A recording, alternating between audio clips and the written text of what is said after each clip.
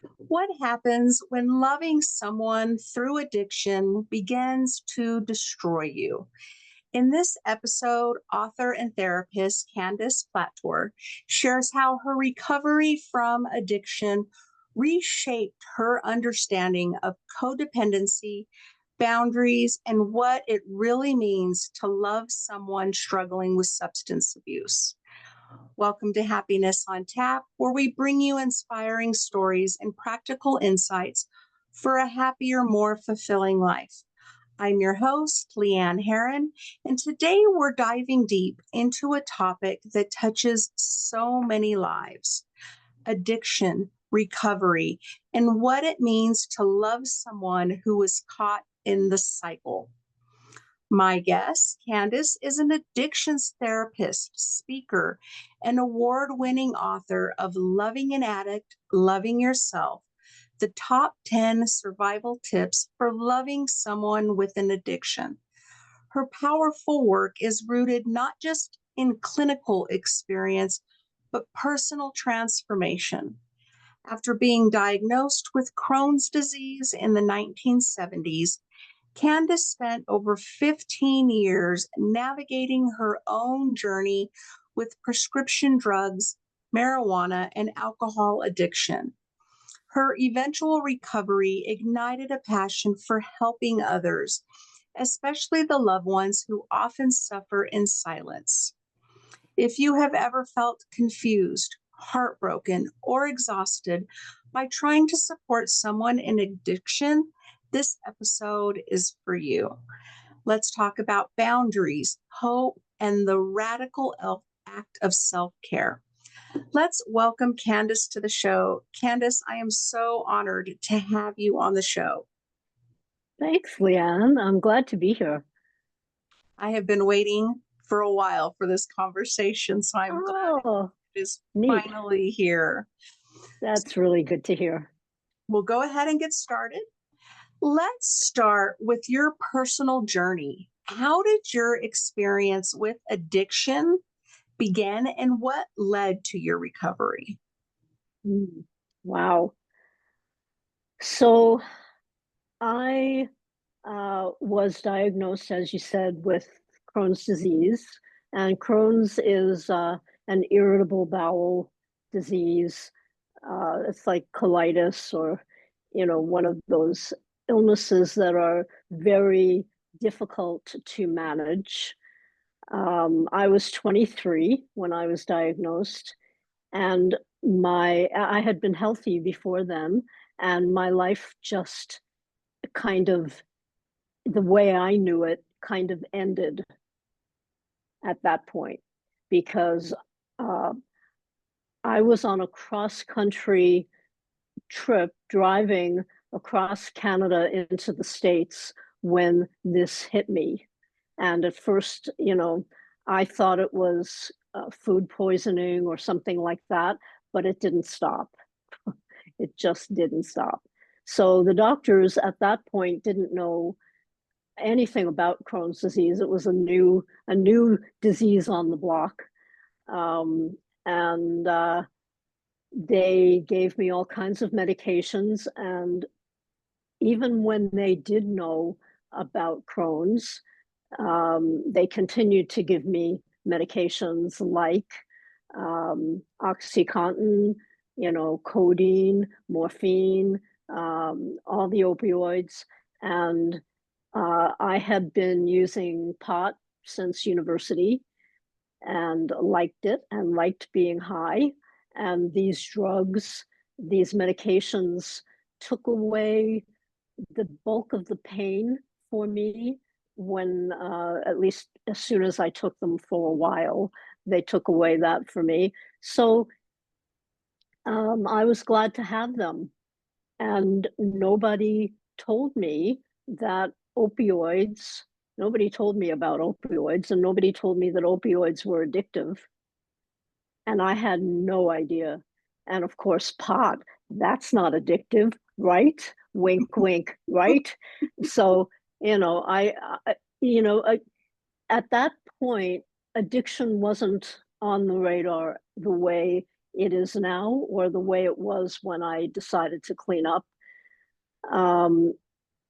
I used all of those opioids. I used pot, I used alcohol, even though that hurt my stomach to use it. If I didn't have drugs, I would definitely drink.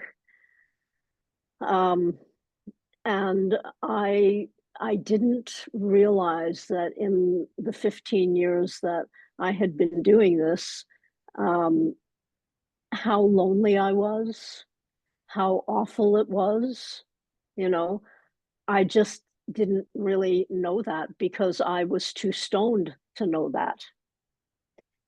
And toward the end of that 15-year period, I became suicidal. I was suicidally depressed, and I was thinking about taking my own life. Didn't have any idea why I was here.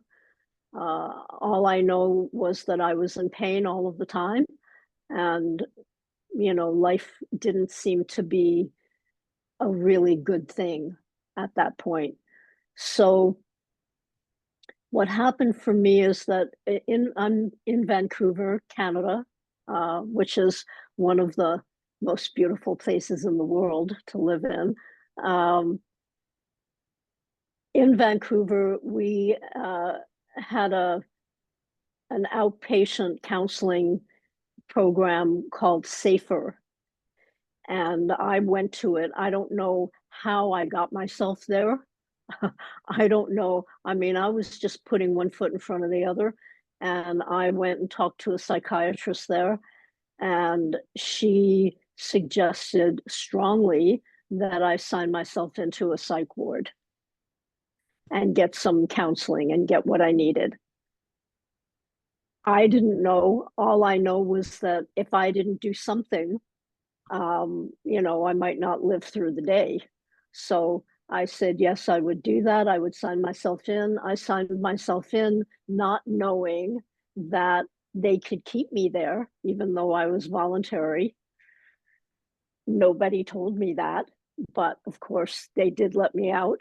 But I was there for about a month, and um, it was one of the best things I ever did for myself.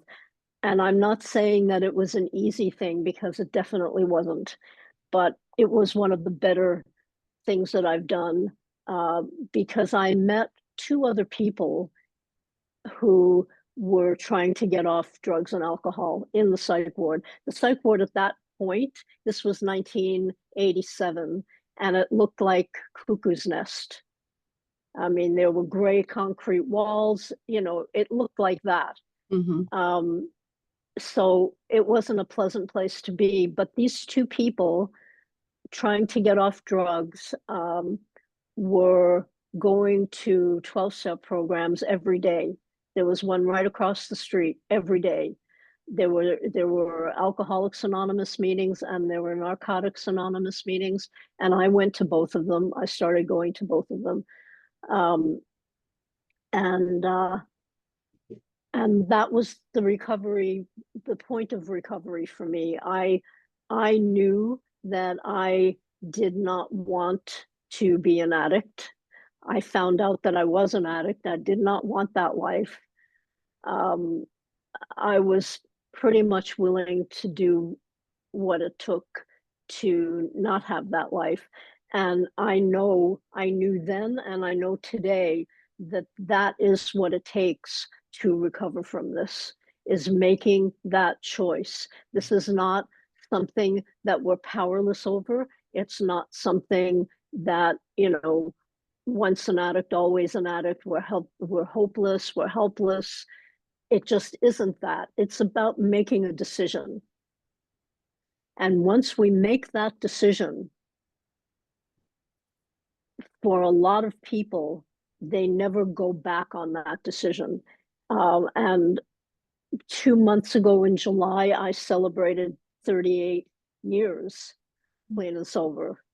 So, and I'm pretty happy in my life today. I still have Crohn's and it's still an issue, and I still have problems with it. It's one of those illnesses that you don't get over just because you want to, and boy, do I want to. But it is what I've got. And but I don't have to take any medication for it. When I have a flare up, I know what to do to take care of myself. And I'm careful with what I eat. Self-care is very important to me, and that's where I am today. And I've been an addictions therapist for over 30 years now, for yeah, about 3 decades. And I work primarily now with the families that have addiction in them, that don't know what to do. There's very little help for the families. There's Al-Anon, which is a 12-step program. I don't go to 12-step programs anymore. I stopped going to them when I was about 10 years clean, because they teach things that I don't believe in, that and but they work for some people, and that's fantastic. I mean, there's a lot of different ways that people can recover, and that's one of them. But yeah, so with the families, there's an Al-Anon program, and some treatment centers have family programs now. But even so, with that, there's hardly any help at all for the families who are struggling just as much as the addict is struggling. So I was talking to my best friend about this just the other day, that I feel very, very blessed to have this calling and to be able to help other people who are struggling with addiction in any kind of way. We work with the addicts as well, but we usually start with the families, because the families are doing usually some things that they need to stop doing. Yeah. And we're definitely going to get into some of those things, but I want to, take a moment to honor your story and thank you so much for sharing it. Thanks. As yeah. we talked before, I feel very, very blessed just being in a world where you're in it, and the work that you're doing to help families. I was a child of an addict.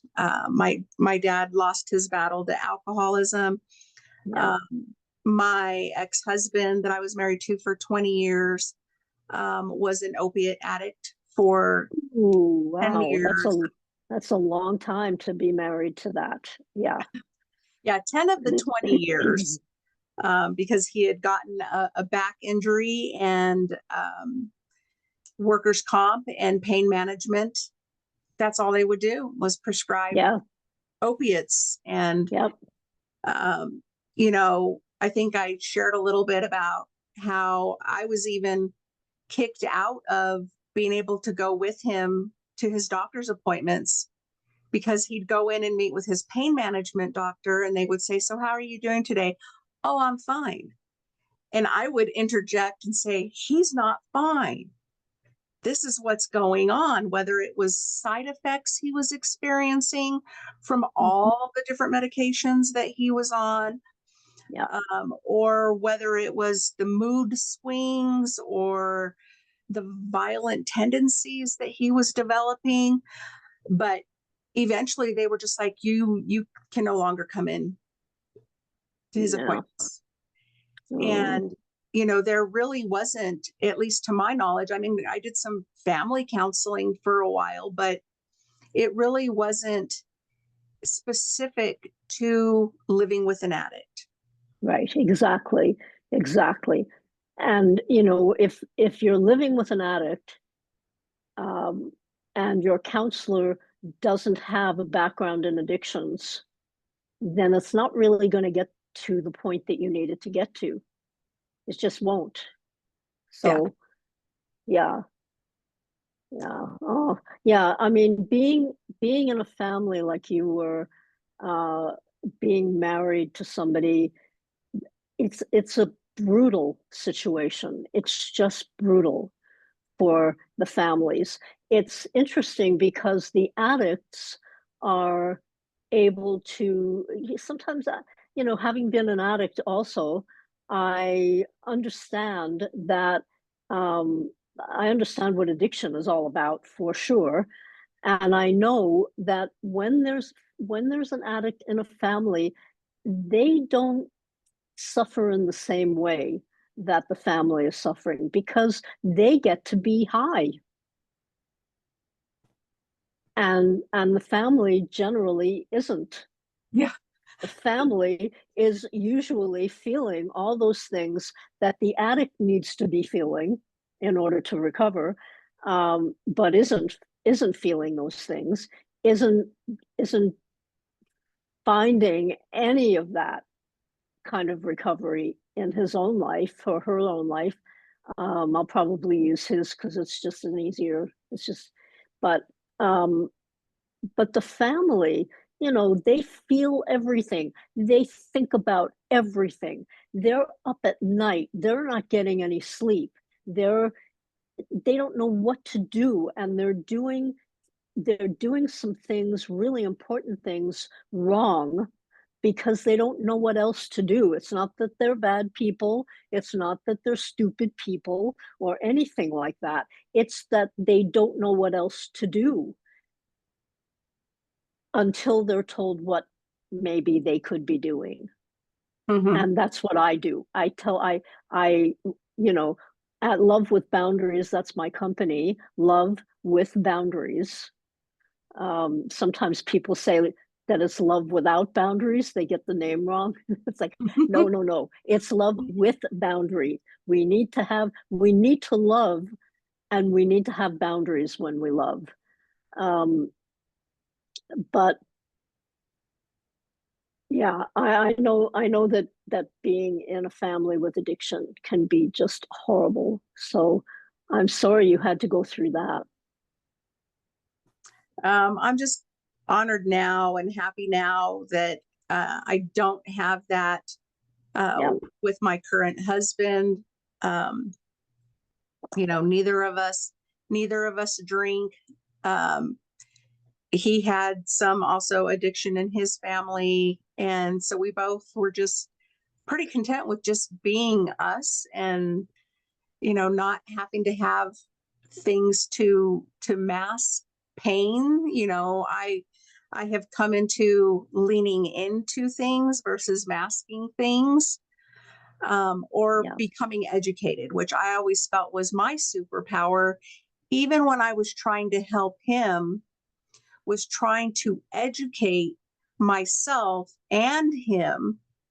And I remember even one time getting a big piece of poster board and writing down each of his medications, because I think at one point he was on 18 different medications, but the majority of those medications were to counteract side effects from other medications.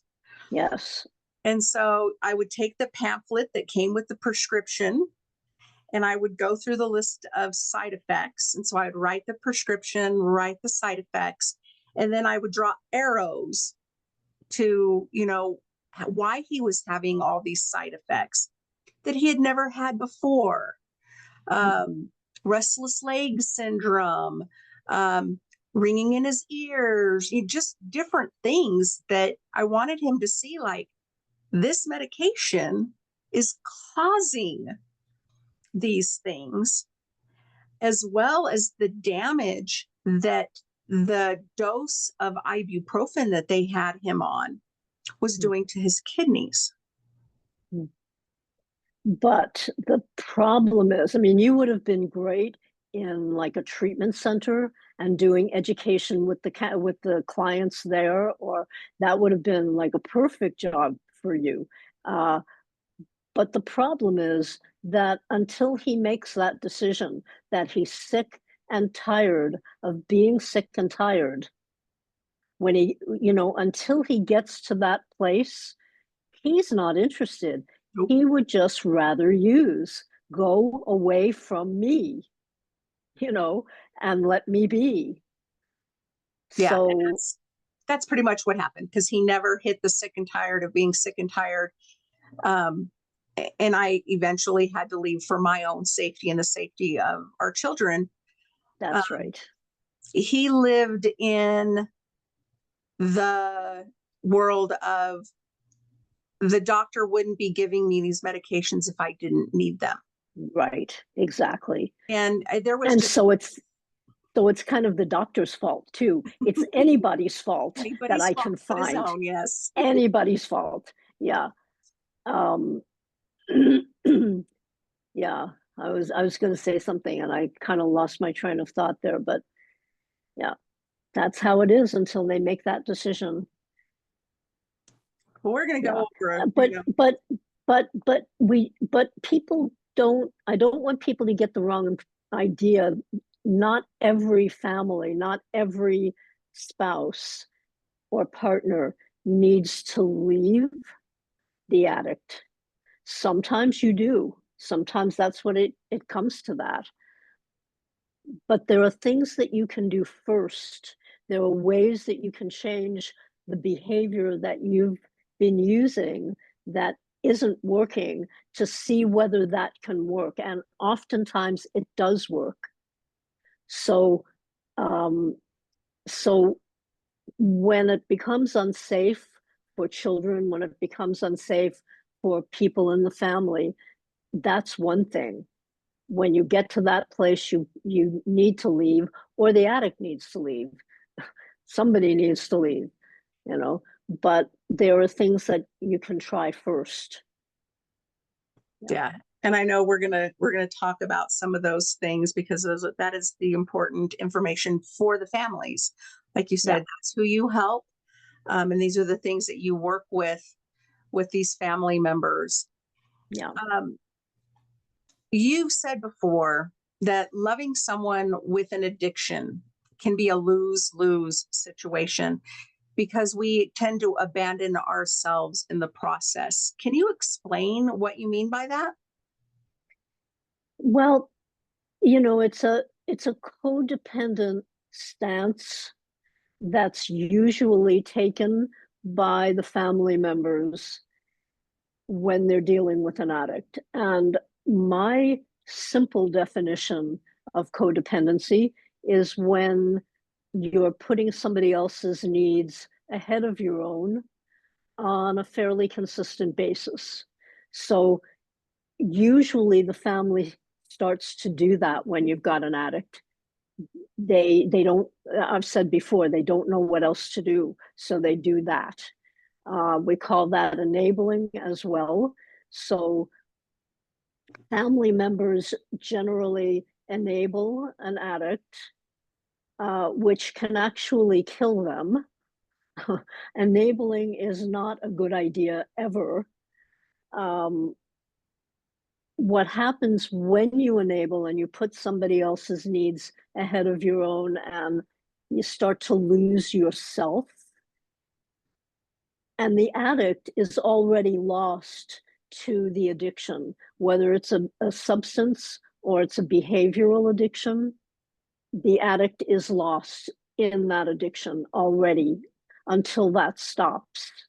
So both people are like, oh my God, I don't know what to do. I don't know who I am anymore. Nothing is working for me. And the addict basically feels the same way, but they generally have trouble expressing that. So they yell a lot, and they, you know, they they blame a lot, and they guilt trip a lot, and they do that instead of expressing what they're really feeling. So it's just a real lose-lose all the way around, and relationships suffer so much. And the problem is that, you know, families remember the addict before they were using, and they remember what a good kid he was, how beautiful she was, and and how wonderful the child was before this happened. Often in families, that's what happens. And addiction gets a hold and they become somebody else. And that's who the family sees and tries to have relationships with. And it rarely works out well. Yeah, I can relate to all of those.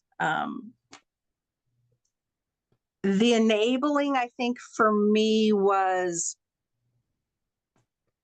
part of my, codependence and losing my identity, but enabling him was putting myself further and further in debt, cashing in my 401ks, doing all these things so that I could continue to provide a roof over our heads while he was on the couch all day, doing nothing. day, doing nothing. Yeah. And he wouldn't give up anything either, to help us financially survive. I would say, can we get rid of the cable? I'm home all day. What am I supposed to do if I can't watch TV?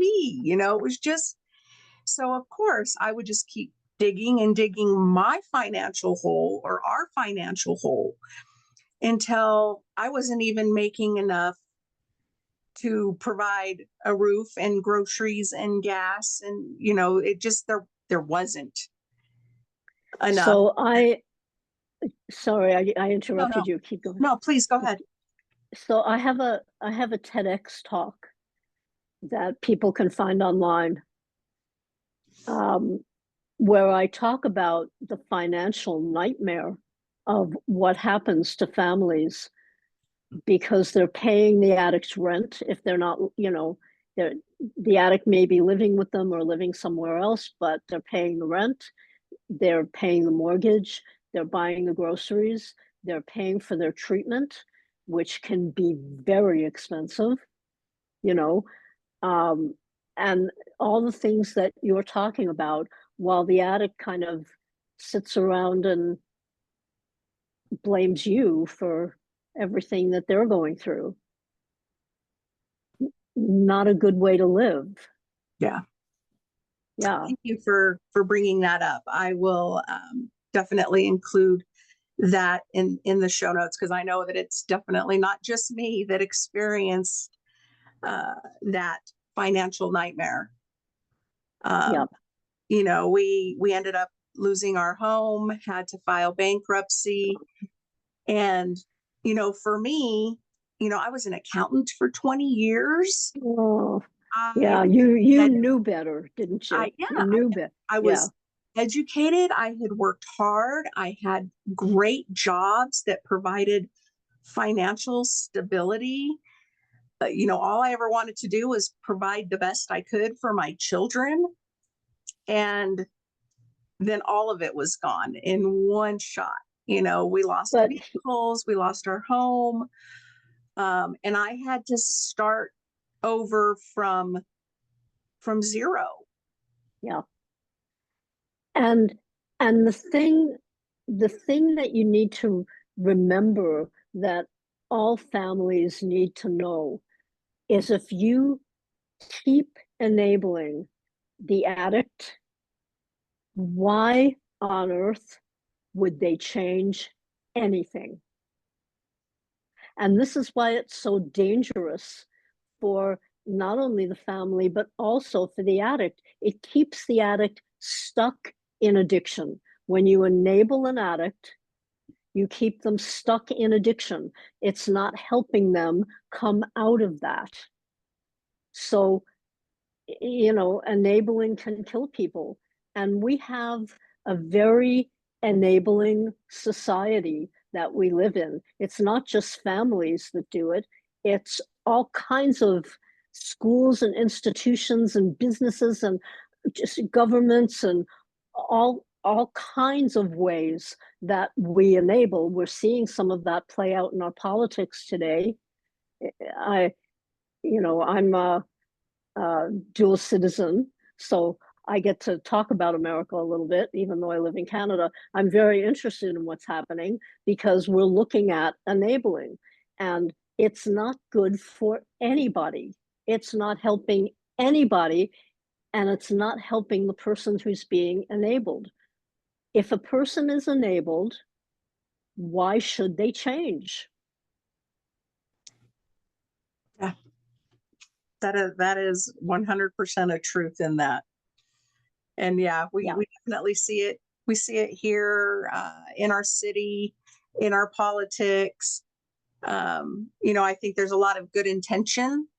Um, but sometimes I wonder if the intention is to pump up the politician. Yeah, there's good intentions from some people. There's not good intentions from everybody. But enabling is an easy way to deal with this. It's not a good way. It's not a healthy way. It doesn't help people, but it's easy. And people are they get comfortable in what they're dealing with. They just want to be comfortable, so they stay with what they know, and they don't make a lot of changes usually until something comes up that makes them uh, make some changes. On my website, uh, one of my favorite sayings is, if nothing changes, nothing changes. If nothing changes, nothing changes. And another way to say that is, if you always do what you've always done, you'll always get what you've always gotten. Yep. So in a family, if this is happening to you, where you've been enabling, you want to be able to help. I see a big difference between helping and enabling. And if you want to be able to help an addict come out of addiction so that their life is better and your life is better, because addiction can be stopped. We can stop it. And if you are wanting to do that, and you have the courage to say to your family, I want help for us. I want to get help for us.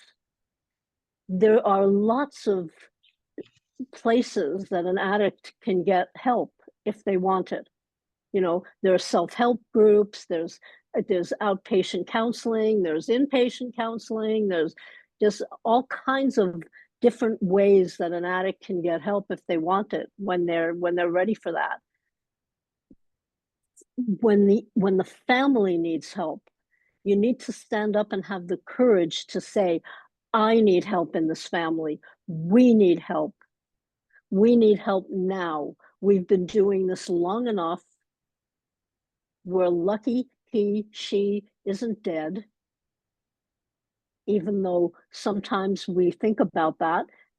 And if you're a family member thinking that, well, if my addict was dead, at least it would be easier, I hope you won't feel guilty about that, because it's something that people think. Mm-hmm. Addiction is brutal, so it's something that people think. So be gentle with yourself. But if you need help, there is help for you. We at Love with Boundaries, we know how to help you. We've been doing it for 30 years. And we've got the evidence-based statistics that show that it works. Thank That you. when you stop enabling, things change. Everything changes. Yeah. Thank you. I've mentioned to you in other conversations about people that I specifically want to share this episode with, for families that are still living with an addict, still enabling, accepting, or as it came to me, we've come to terms with their addiction. Yeah. And what I fear is, like you said, it's that. It's still awful though. Even though you've come to terms with it, it's still awful. Mhm. Yeah. I just don't want to see the inevitable happen because they've come to terms. They've become comfortable with the addiction behaviors, with enabling that person, having them around where they're doing their addiction with small children around, and just with no regard for anybody or anything. So, And maybe they thought that there just wasn't anything else that they could do except come to terms with it. There wasn't any real help in terms of, well, what can we do? What can we do differently? And they didn't know. mhm, And maybe if some of the people that you know who are living with addiction, who are living with addicts, if they know that there's a place that they can go to get some real help for them, maybe they'd be willing to do that. Can I give you um, an example of the difference between enabling and helping? please. Just I'll give you some practical examples. So let's say, and this happens in more families than you'd think, let's say the addict is living in the family home with you because they've run out of money, because all their money goes to the addiction, and um, and so now they're there, and you're really trying to stay out of their way, because if you talk about codependency, most codependents are uh, really afraid of conflict. It's the characteristic that's mostly for codependents. They hate conflict, so they're going to try to get along with the addict, because the addict gets mad easily. The addict will yell. The addict might push you to the floor if you're in his way. Addicts are not easy to be around, especially when they're high.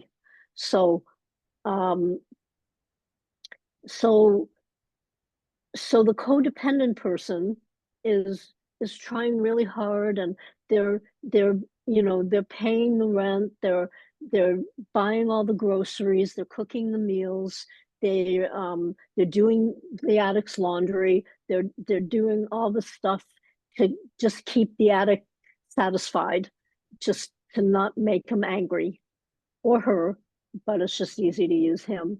um, let's say that instead of doing the laundry for the addict, when the addict gets all grimy and he hasn't had a shower in a long time and his clothes smell, and he just wants you to do his laundry. So he puts the laundry in the laundry room, and he just expects you to do it because you've always done it. You've always done it. He's always gotten what he always gets. So so what if you called him into the laundry room and you said to him, I'm going to show you how to do the laundry, because I am not going to be doing your laundry anymore. I love you and I want you to do your own laundry from now on. Coming from that place of love, this is not a punishment, but I'm not going to do your laundry anymore. So if you want clean clothes, I'm going to show you how to do it.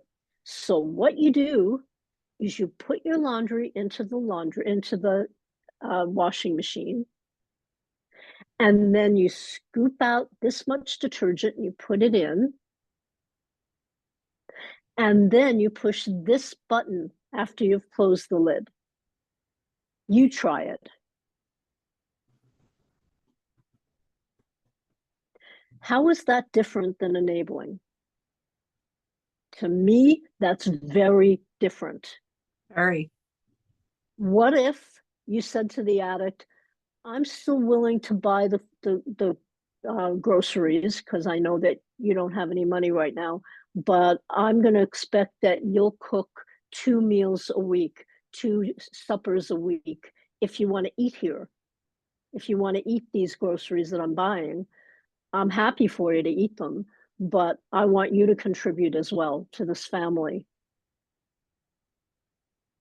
And so on Mondays and Thursdays, I expect that, you're not busy, you're not going anywhere, you're here. So I expect you to cook for the family,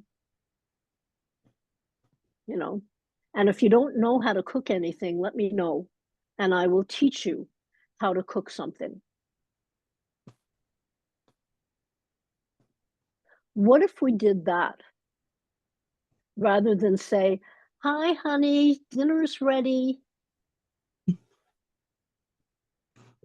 I think the biggest part of that shift is that codependent, Yes. hating And conflict and the fear that's of the conflict that's gonna. and that's where we come in at Love with Boundaries. Why are you codependent? What's happening in your home that, what did you grow up with? Did you grow up raised to be codependent? How do you get over that? How do you start to respect yourself? Because nobody's going to respect you until you respect yourself. I didn't make up that rule. That's just how it is, So how do we help you develop that for yourself? What happened with That. you? What happened with you? What's getting in your way? How do you deal with an addict's anger? One of the things that we do at Love with Boundaries is a few things that we do. We record the sessions for clients so that we give them the audio recording so they can listen back. They can listen back, and if we're talking about tools to use or things like that, they can have that at their convenience. They can listen to it. And we also give the families 24/7 contact with us. If something's happening, we want you to get in touch with us. We want you to text us and tell us you're having a hard time. Maybe we'll jump on the phone with you or a Zoom call. Maybe we'll help you figure out how to deal with that situation. So you don't have to be alone through it. Sometimes it doesn't wait until the next session. And we know that. We know that with addiction. Addiction goes all over the place. It's very chaotic. So if you need us, we're there for you. Yeah. What you do is so needed. I know. So needed. And I wish, either coming out of my childhood years that I had somebody even once ask me about where I developed my codependent behavior. About how you are. How are you doing, Leann? I grew up, I tell people that I was raised by wolves because I feel like I was. These were people who were educated, they were academia, they were, they looked really good to everybody on the outside. If you were in it, it was hell, and I don't remember somebody asking me how I was ever. No. And when I tried to tell them how I was, they would call me names. They would tell me I was too sensitive. They would, do that kind of thing. And I grew up to be very codependent. I need to be part of this family because I got nobody else. And so I'm going to figure out how to put their needs first so that, I don't have to deal with it when they get mad at me. Yeah. Yeah. I grew up in a very abusive physically abusive, mentally abusive, emotionally abusive. Yep. And my Yep. dad being an addict, Yep. he wasn't in it enough to even offer any kind of protection. That was his way of not receiving the abuse as well. Yep. Um, He's high. He doesn't get it. he didn't get You it. know. He couldn't do anything about it. That was his way of avoiding it, of avoiding the conflict. Mine was, like you said, doing everything that I could do to try to keep the abuse from coming, making sure the house was clean, making sure dinner was cooked, making sure, anything I could to And hopefully not get a beating when she'd get home. It was just, yes, yes, yes. I know that one. I was raised by a very narcissistic mother, classically narcissistic. Um, so there was no way to win ever. no. Um, and when you grow up that way, the way you did, the way I did, the way so many people in families with addicts grew up, I say to you with all respect, no wonder you married an addict. It's what you knew to do. It's what you knew. Yeah. And it took getting out of the situation. It took years of me educating myself on all these terms: codependency, narcissism. Those Yeah. terms weren't on my radar. My radar was raising kids and going to work And making sure everybody else was okay. and making sure everybody else was okay. And when I Yep. finally got out of the situation and only had me to focus on, was when I learned how to focus on myself. Yes. Oh, I I learned how to love myself. I learned how to yeah. respect myself. I learned how to have a voice. I learned what my needs were, what my wants were, what my desires were, and how to communicate them with another individual who wanted to share in those things with me. But, I didn't start doing all of that until 2015 when I got out of the 20-year marriage Yeah. and really just focused for 3 years. I didn't consider dating. I didn't think about it. I just Yep. purely focused on myself for And once. sometimes that's what women especially need to do. They need to be alone for a while. Not forever if they don't want to be, but they need to be alone for a while and get to know themselves. Because I wrote something about this recently. Um, there's a there's a lot of talk about self-love. I love myself, but I think we miss a step. I think the step we miss is self-like. Yeah. We try to go from self-hatred to self-love, and it's too big a gap. So we need to really learn who we are and what we like about ourselves. I mean, how much courage did you have to get out of that situation and to get into the one you're in now? And what kind of a journey was that for you? So much courage. And that's what we focus on at Love with Boundaries. We focus on the courage that a person has to look at themselves, to look at how they can shift what they're doing with the addict and what they're doing with themselves too. And yes, it's work. It's funny. at the end of 12-step programs, anybody who's ever been to a 12-step program knows that, you put your arm around somebody's shoulder or you hold hands and you do the serenity prayer. And that's a whole other thing to me because I love the serenity prayer. But then they say, keep coming back, it works.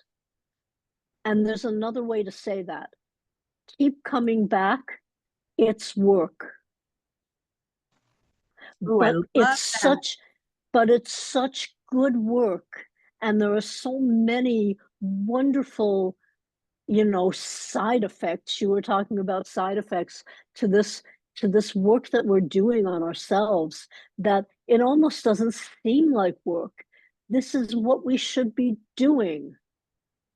This is what we all should be doing. And can you imagine a world if everybody worked on themselves? Can you imagine how different our world would be?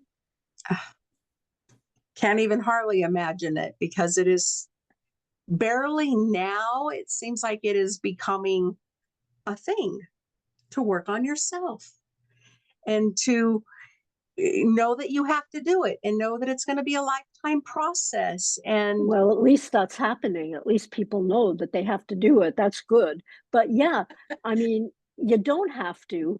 And if you'd rather live a life that isn't self-explored, that isn't, where you don't know yourself well, then that's your choice. You can make that choice. And a lot of people do make that choice.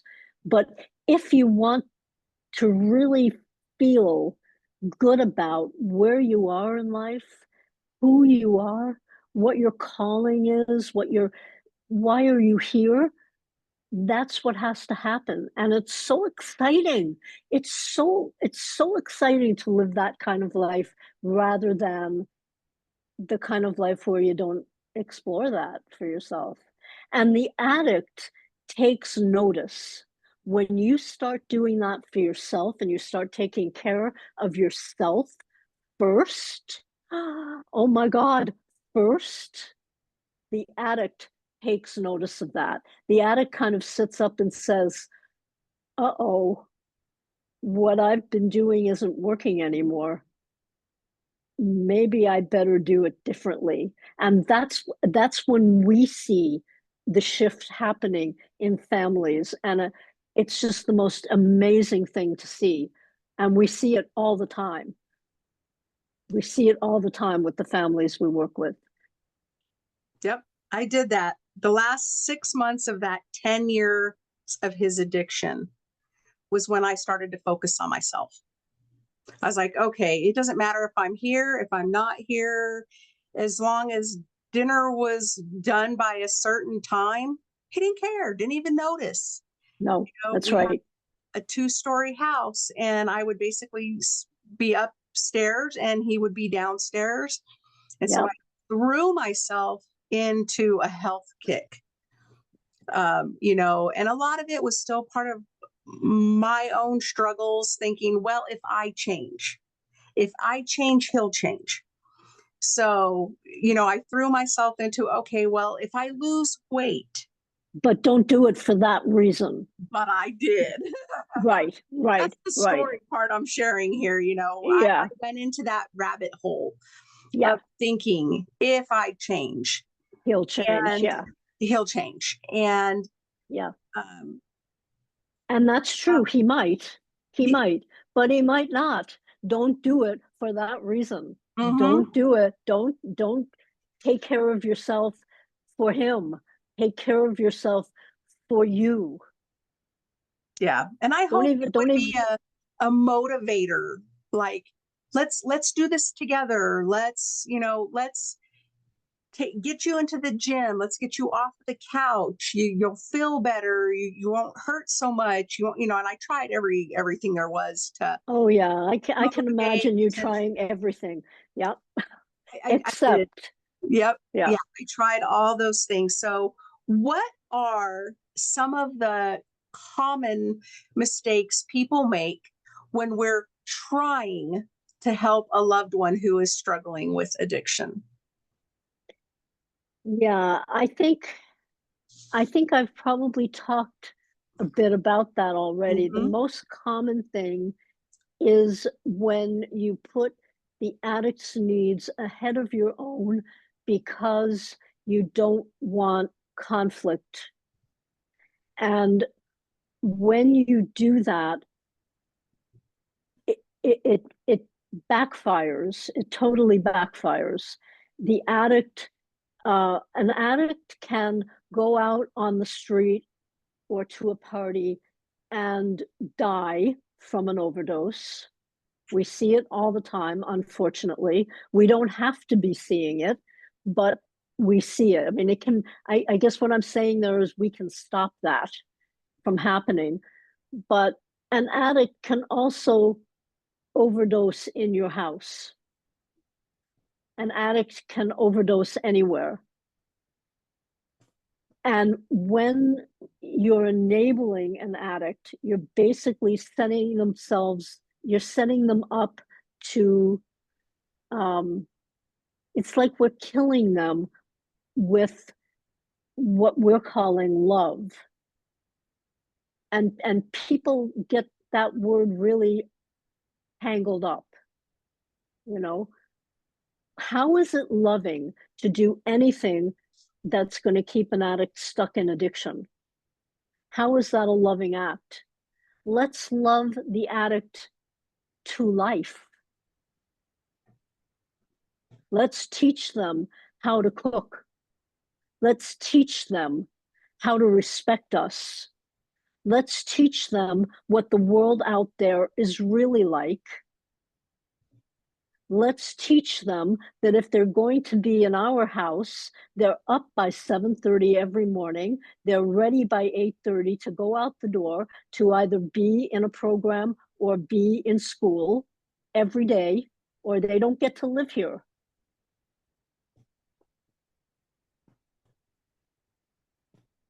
Yeah.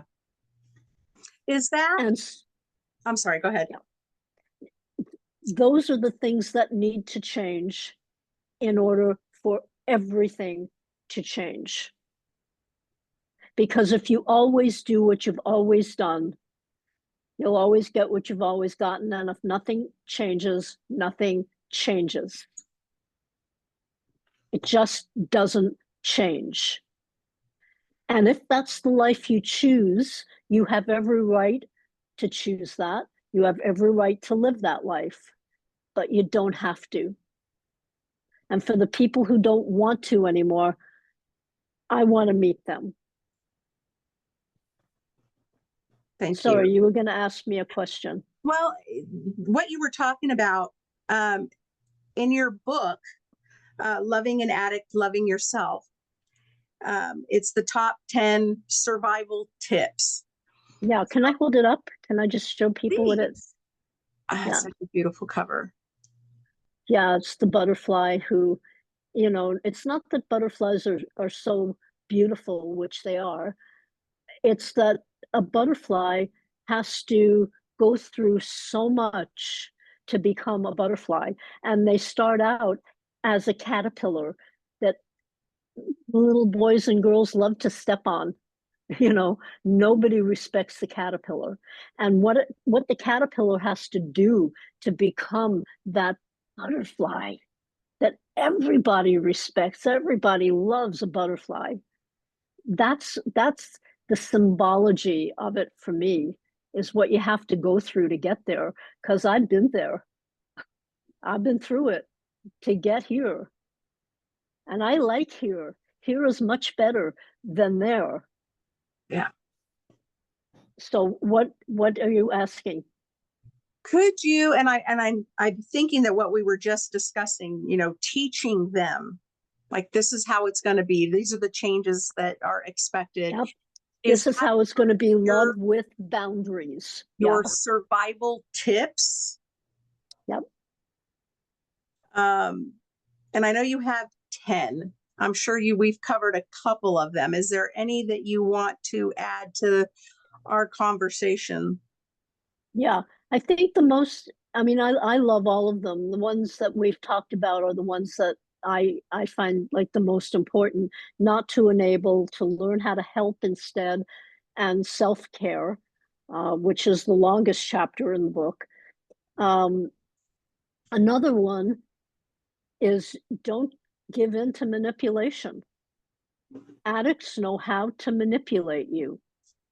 They are experts at it. It's like that's their job. Don't give in to manipulation. It's not good for them. It's not good for you. Be somebody they respect, even if sometimes they don't like you. And if they push you away, if they push you to the floor or they punch a hole through the wall or something like that because they don't like you today, they don't get to be here. They don't get to live here.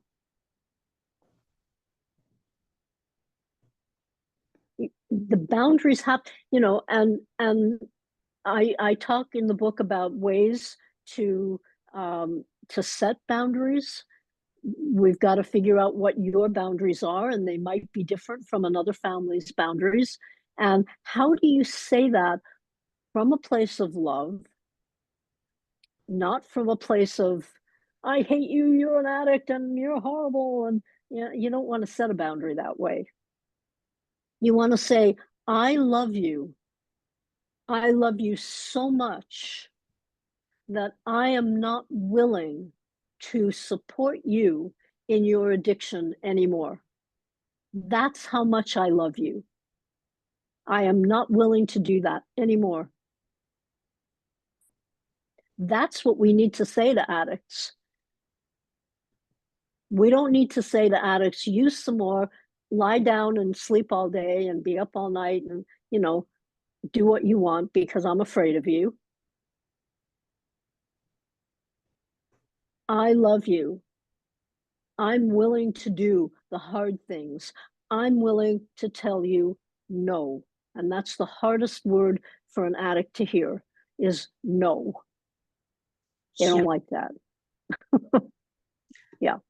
I've had to do that once in my life, and it was the hardest conversation I've ever had because I had never told any other addict in my life, I love you, but.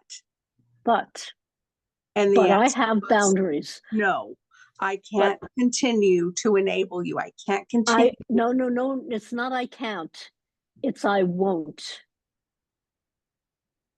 And that makes a difference. Mm-hmm. You can continue to enable them. You can, if you choose to, but you won't. You've decided that's not what you want to do, and that's not what you want to do for them. Yeah, that was probably one of the hardest conversations I think I've ever had in my adult life. Yeah. How'd the addict take it? Not well. A lot of pleading, a lot of tears, a lot of pleas. Manipulation. Yeah. And it just, the conversation had to end at that point. And it didn't end up the direction I would have liked for my friend. She did end up dying from alcohol poisoning. And I carry that. I'm sorry. I knew that I had to do that. I had to do that for her. I had to do that for our friendship, our lifetime friendship, because we've been friends for 30 years. Mm-hmm. But it was her decision to continue drinking that made her die from alcohol poisoning. It wasn't your boundaries. Yeah, no. It didn't have anything to do with you, really. It was her choice. It's always the addict's choice if they're in active addiction or if they're in recovery. And we can help them get into recovery a lot faster if we stop enabling them. Yeah, absolutely. I'd like to, definitely talk real quick to the wonderful free gift that you are giving our listeners. Yep. And I also want to talk about your offerings so that I make sure to include all of the information so people know what is available to them through working with you. So thank you. So the free gift is an ebook of mine that is called Know the Difference Between Helping and Enabling. Okay. It's a shorter book than this one is, but it will give you the basics of how to not enable and why not to enable. Right? So that's the free gift that everybody can have, and we're starting soon a group based on the 16 steps, which I want to say is not the 12 steps and then 4 more. This is a whole new set of steps. It's much more inclusive, much more spiritual. It's a great set of steps. I wish I could take responsibility for having written them. Somebody else wrote them, but I grabbed them. I grabbed them when I heard of them because they're amazing. So we're doing a women's group based on the 16 steps about how to set boundaries, about how to be your authentic self. And 2 of the counselors that I work with at Love with Boundaries are running that group, and they are fantastic. So we're doing that. We're also putting out an online program based on my work from the book and from other things that I've written, and things like the TED Talk. And, it's an online program about what needs to happen if you're a family member. It's for the families. What kinds of things you have to change, I don't want to say have to, what kinds of things you can change to make things better in your family. If you want that kind of life, then you have to do that. But you don't have to do that. But the online program is almost finished, and we're going to be putting that out in about a month or so. And a really good thing to do is to sign up on my website to receive our offerings, our emails, and what we're sending out. So with Love with Boundaries, we have a free 30-minute consultation that we give people who are thinking of getting counseling from us. There's no strings attached at all. Like I say, it's no charge. It's 30 minutes. It's with one of the counselors from Love with Boundaries. And you tell us what's going on for you. We tell you how we work. And we see whether we are the best people to help you. And if we are, then we start right away, because addiction doesn't wait.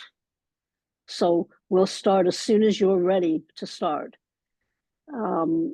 And yeah, that's how you need to fill out a brief questionnaire that's on our website. If you can go to lovewithboundaries.com, you'll see everything that we're offering there. And you're going to have them in the show notes too. I absolutely will. I will make Yeah. sure to include all the places to find you, your website, Facebook, Instagram, LinkedIn, a link to where they can get your book. Yep. There'll be a link to the free gift. And on my email, if you still have any of my emails that we've sent back and forth, there's a link for my TEDx talk. Oh, great. Thank you. in the footer. Yeah. So that you might want to put that in the notes too, because some, Yes. 15-minute TED talk might be the way that some people would like to find out more about me. Yes. And I had that listed on the things that I will include in the show notes. So now I know where to grab the link. So thank you. Yeah. That's perfect. That's exactly what I needed. Good. And so I want to thank you so much for your time, for sharing your story. It really resonated with me, and seeing, I hope that people can see what is possible. I think because that's the most power we can provide somebody, is to give them that vision for what is possible. It takes courage. It takes courage, It's, but it's just an amazing journey. To get to know yourself is such an amazing journey. yeah. So for our listeners, whether you're in the thick of supporting someone through addiction or walking your own recovery journey, Candace's message is clear. Healing begins with boundaries, self-respect, and the courage to choose yourself. You can learn more about Candace and her books at her website. I will include all the links in all the special places. If this episode touched you the way it touched me, please share it with somebody who needs it. Don't forget to subscribe to Happiness on Tap for more real conversations on resilience, healing, and reclaiming your joy.